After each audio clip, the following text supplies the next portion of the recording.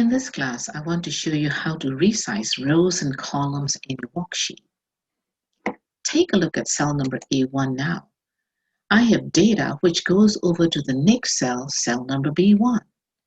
When you enter a data in a cell, your data will appear in entirety, even your column is not wide enough to show the entire data.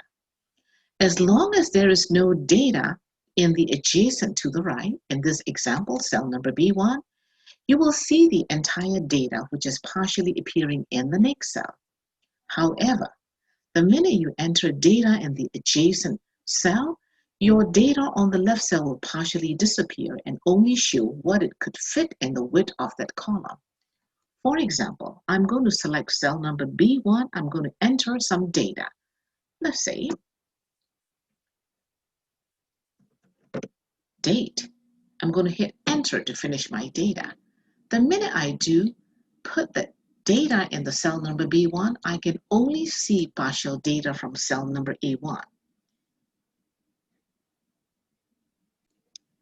There is more than one way to resize the width of the column. If you wanted to do one column at a time, let's say I wanted to expand the width of the column A, I have to go behind the column A, which is between column A and B on the column border. Hold down my left mouse button.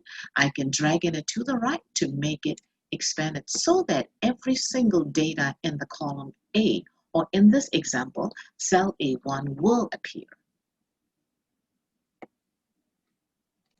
Likewise, if I wanted to resize the height of the row, let's say I wanted to resize the row number 1 to a little higher or a little wider row height here, I go between 1 and 2. When my mouse turns and do the double-headed arrow and the line in it, I hold down my left mouse button and I have to drag it down to make that row number 1 higher.